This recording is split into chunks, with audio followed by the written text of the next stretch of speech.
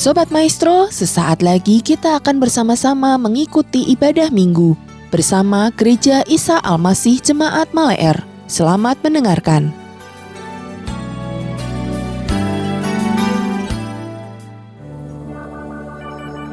Tuhan Yesus berkata dalam Matius 28 ayat 20, Aku akan senantiasa menyertai engkau sampai akhir zaman. Dialah Tuhan Allah Immanuel, Allah yang beserta kita semua.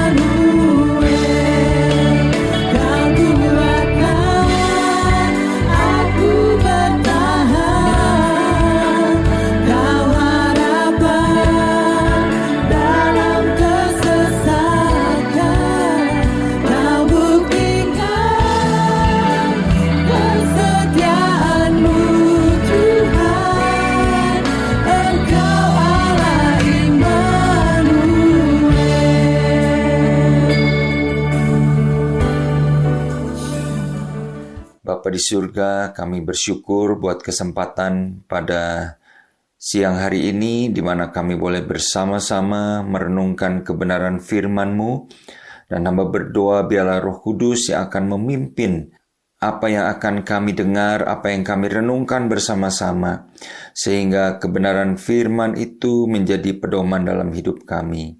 Dalam nama Tuhan Yesus kami berdoa dan mengucap syukur. Amin. Baik Bapak Ibu, tema khotbah yang akan saya bawakan hari ini adalah lengah dan lalai. Untuk mendasari firman Tuhan, saya akan mengajak kita membuka Alkitab kita di dalam Injil Matius pasal yang ke-25 ayat 1-13. Firman Tuhan berbunyi demikian. Judul perikopnya adalah gadis-gadis yang bijaksana dan gadis-gadis yang bodoh. Pada waktu itu hal kerajaan surga seumpama 10 gadis yang mengambil pelitanya dan pergi menyongsong mempelai laki-laki. 5 diantaranya bodoh dan 5 bijaksana. Gadis-gadis yang bodoh itu membawa pelitanya tetapi tidak membawa minyak. Sedangkan gadis-gadis yang bijaksana itu membawa pelitanya dan juga minyak dalam buli-buli mereka. Tetapi karena mempelai itu lama tidak datang-datang juga, mengantuklah mereka semua lalu tertidur. Pada waktu tengah malam terdengarlah suara orang berseru, "Mempelai datang, song-songlah dia." Gadis-gadis itu pun bangun semuanya, lalu membereskan pelita mereka. Gadis-gadis yang bodoh berkata kepada gadis-gadis yang bijaksana, "Berikanlah kami sedikit dari minyakmu itu, sebab pelita kami hampir padam." Tetapi jawab gadis-gadis yang bijaksana itu, "Tidak, nanti tidak cukup untuk kami dan untuk kamu. Lebih baik kamu pergi kepada penjual minyak dan beli di situ." Akan tetapi waktu mereka pergi untuk membelinya, datanglah mempelai itu dan mereka yang telah siap sedia masuk bersama-sama dengan dia ke ruang perjamuan kawin, lalu pintu ditutup. Kemudian datanglah juga gadis-gadis yang lain itu dan berkata, "Tuan, Tuan, bukakanlah kami pintu." Tetapi ia menjawab, "Aku berkata kepadamu, sesungguhnya aku tidak mengenal engkau. Karena itu berjaga-jagalah, sebab kamu tidak tahu akan hari maupun akan saatnya." Sedemikian jauh pemberitaan firman Bapak Ibu saudara-saudara yang dikasihi Tuhan. Bapak Ibu, pada saat pandemi COVID 2020, negara India menjadi salah satu negara yang penanganan COVID-nya itu dipuji oleh banyak pihak. Karena apa? Karena mereka berhasil untuk meredam atau mengendalikan penyebaran virus COVID di negara mereka. Tetapi kita tahu bahwa kemudian di awal-awal tahun 2021 ini, ya mungkin sejak bulan Maret, April, dan sampai saat ini, terjadi lonjakan penderita COVID yang begitu besar di negara India. Sehingga kondisi ini sampai disebut sebagai tsunami COVID di India. Kematian begitu merajalela. Tidak ada tempat tidur lagi di rumah sakit. Dan banyak orang yang pasrah dengan keadaan penyebaran COVID yang begitu masif. Sungguh suatu situasi yang sangat miris terjadi di India. Mengapa hal ini bisa terjadi? Nah, tentu ada banyak faktor yang mengakibatkan kenapa terjadi tsunami COVID di India tersebut. Tetapi Bapak Ibu, saya ingin menyoroti satu sisi yang saya percaya tidak dapat dipungkiri, yaitu bahwa negara India atau pemerintah India dan rakyat India lengah dan lalai terhadap ancaman COVID-19 ini. Ketika mereka merasa semua baik-baik saja, masyarakat di India mungkin berpikir bahwa mereka bisa hidup kembali secara normal. Mereka bisa melakukan kegiatan-kegiatan seperti biasa. Mereka menjalankan ritual-ritual keagamaan yang mungkin tidak lagi mengindahkan protokol kesehatan. Maka disitulah terjadi yang namanya bencana. Bencana kematian yang begitu mengerikan. Bapak Ibu saudara-saudara, kalau kita membaca perumpamaan tentang 5 gadis bijaksana dan 5 gadis bodoh tadi, maka kita menemukan kondisi yang hampir mirip terjadi pada diri 5 gadis yang bodoh. Satu kondisi di mana mereka lengah dan lalai. Lengah, Bapak Ibu, satu kata yang menarik dalam bahasa Indonesia, lengah dan lalai itu menjadi satu kesatuan. Menurut Kamus Bahasa Indonesia, lengah atau lalai itu merupakan kurang perhatian atau tidak berjaga-jaga. Tetapi di dalam bahasa Yunani yang dipergunakan kata ameleo, lengah itu juga berarti tidak mengindahkan kewajiban atau menyepelekan keadaan. Nah, Bapak Ibu, tentu hal ini mengajarkan kepada kita apa yang terjadi pada diri 5 gadis bodoh tersebut. Mereka lengah karena mereka tidak memperhatikan persediaan minyak mereka.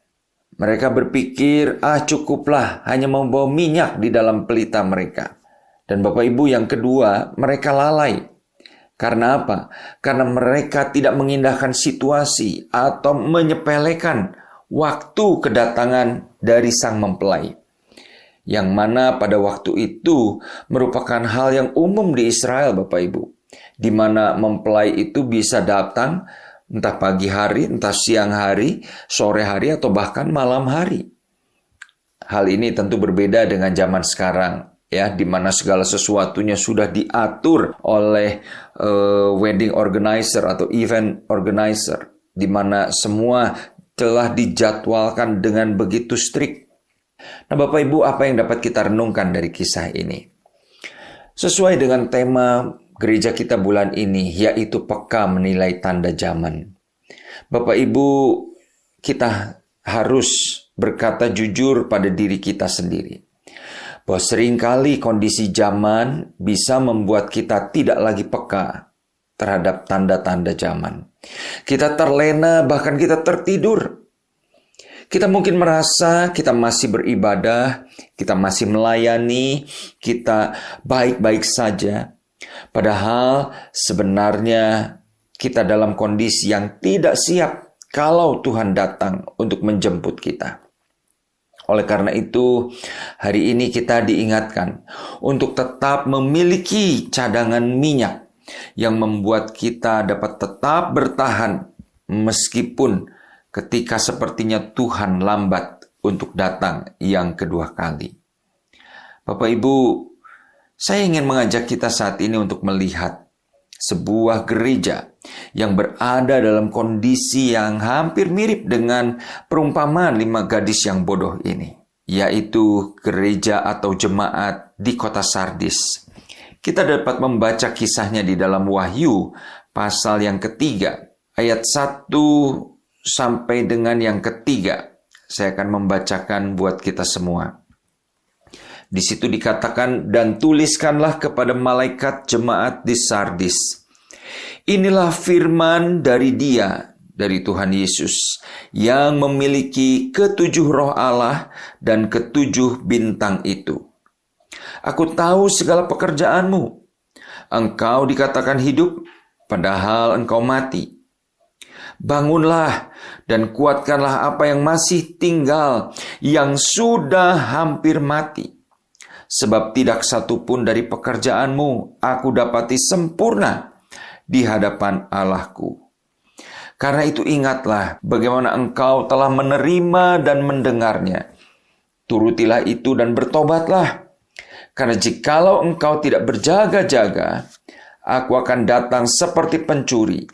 Dan engkau tidak tahu pada waktu manakah aku tiba-tiba datang kepadamu. Bapak, Ibu, Saudara-saudara, dari ayat-ayat ini kita belajar tentang jemaat di kota Sardis. Apa yang terjadi dengan jemaat di kota Sardis ini? Bapak Ibu, di dalam ayat yang pertama, Tuhan berkata, aku tahu segala pekerjaanmu. Engkau dikatakan hidup, padahal engkau mati. Siapa yang mengatakan jemaat Sardis ini hidup? Ya, tentu bukan Tuhan. Mungkin yang mengatakan jemaat Sardis itu jemaat yang hidup adalah orang-orang di sekitarnya, atau jemaat-jemaat yang ada di kota-kota yang berdekatan dengan kota Sardis itu. Mereka memandang, mereka melihat bahwa jemaat di kota Sardis ini jemaat yang hidup, jemaat yang giat, jemaat yang mungkin aktif melayani. Tetapi Tuhan bilang, sebenarnya engkau mati. Apa yang dapat kita pelajari dari pernyataan Tuhan ini? Bapak, Ibu, Saudara-saudara, kita harus menyadari bahwa Tuhan yang tahu sebenar-benarnya keadaan kita masing-masing. Hanya Tuhan yang dapat menyelidiki sampai kedalaman hati kita. Bagaimana keadaan kita, bagaimana kondisi kehidupan rohani kita. Orang mungkin bisa berkata, oh kita ini orang yang luar biasa, orang yang melayani, diurapi Tuhan, orang yang giat di dalam melakukan pekerjaan Tuhan, orang yang banyak menjadi berkat. Tetapi Bapak Ibu, bisa saja Tuhan berkata, aku tahu sebenar-benarnya bahwa engkau sebenarnya dalam keadaan yang mati. Nah, Bapak Ibu, saudara-saudara, kita tidak dapat mengelabui Tuhan. Manusia mungkin dapat kita kelabui. Diri kita sendiri mungkin kita dapat tipu. Tetapi Tuhan mengetahui keadaan kita yang sebenarnya. Oleh karena itu kita tidak bisa main-main dengan kehidupan ini. Kita tidak bisa lengah dan lalai terhadap situasi kehidupan kita dalam menyambut kedatangan Tuhan yang kedua kali. Dalam menilai zaman ini, kita tidak bisa bermain-main lagi. Kita tidak bisa menyepelekan keadaan diri kita. Nah, Bapak Ibu, kemudian apa yang dikatakan oleh Tuhan kepada jemaat di Sardis? Tuhan mengatakan, engkau lengah, engkau lalai, karena engkau membuat pelitamu, membuat imanmu hampir mati. Oleh sebab itu Tuhan katakan, bangunlah, kuatkan apa yang masih tinggal. Dan Bapak Ibu, Tuhan mengingatkan kepada jemaat di Sardis, engkau lalai, engkau menyepelekan kehidupan rohanimu, sehingga tidak ada pekerjaanmu yang kudapati sempurna di hadapan Allah. Bapak Ibu, saudara-saudara, ini menjadi satu teguran yang sangat keras dari Tuhan kepada jemaat di Sardis. Seperti saya katakan tadi, mungkin jemaat ini jemaat yang giat, yang aktif di dalam melayani, menjadi berkat. Mungkin mereka melakukan aktivitas sosial, memberkati masyarakat di sekitar mereka. Tetapi Tuhan mengatakan, karena engkau lengah dan lalai untuk menjaga esensi imanmu, maka sebenarnya apa yang engkau lakukan itu tidak kudapati satu pun yang sempurna, satu pun yang berkualitas. Bapak Ibu, tentu ini sangat menyedihkan. Terlebih karena jemaat di Sardis berpikir mereka masih giat, mereka masih melayani, mereka masih melakukan banyak kebaikan yang dirasakan oleh masyarakat di sekitar mereka. Mereka lupa bahwa lama-kelamaan pelita mereka itu mulai menjadi redup. Sama seperti 5 gadis yang bodoh. Pelita mereka makin lama makin redup, makin lama makin redup.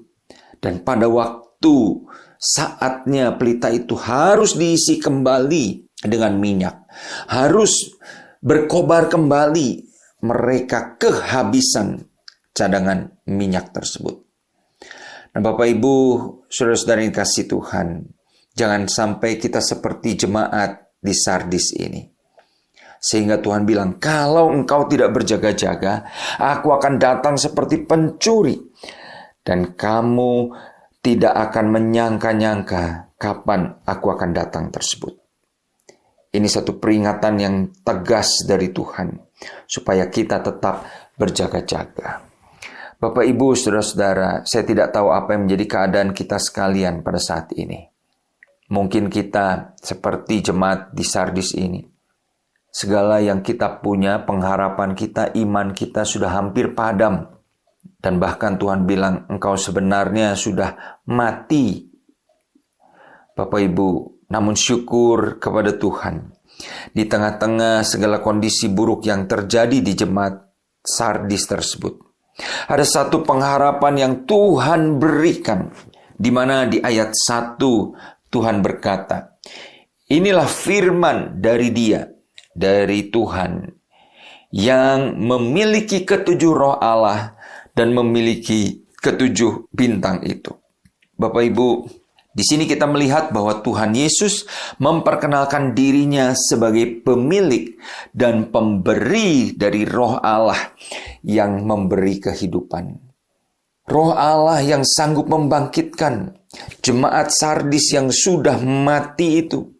Roh Allah yang sanggup untuk mengobarkan kembali pelita yang hampir padam dari jemaat di Sardis itu. Dan itulah sebabnya hari ini di mana kita merayakan hari Pentakosta, hari pencurahan Roh Kudus. Saya ingin mengajak kita kembali untuk menerima pengurapan dan kepenuhan Roh Kudus yang akan menghidupkan kembali iman rohani kita. Kalau iman kita hampir padam, seperti pelita yang telah kehabisan minyak, izinkan Roh Kudus untuk memenuhi kembali kehidupan kita. Izinkan Roh Kudus untuk membuat kita kembali bergairah mengikut Tuhan. Izinkan Roh Kudus untuk memenuhi kita dengan kuasa-Nya, sehingga kita dapat hidup di dalam kemenangan.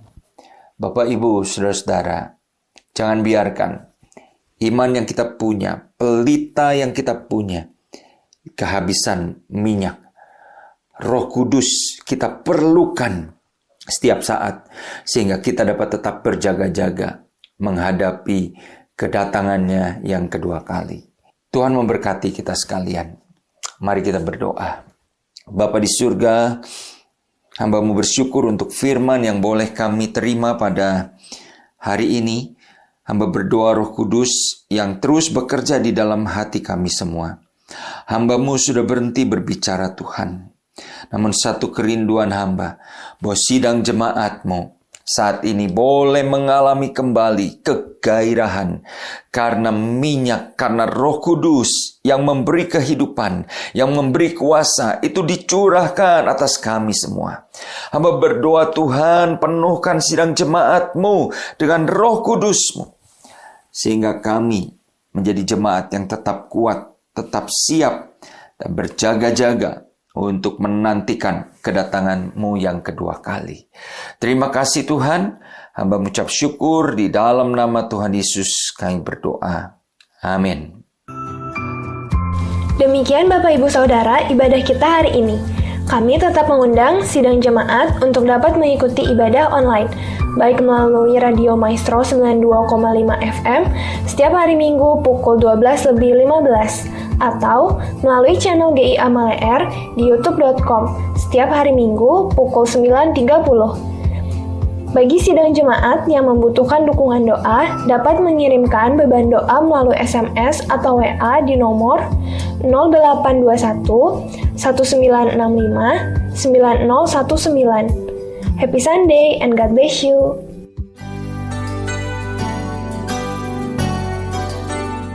Sobat Maestro, Anda baru saja mendengarkan ibadah minggu bersama Gereja Isa Almasih Jemaat Maleer. Terima kasih atas kebersamaan Anda. Selamat hari Minggu dan Tuhan memberkati.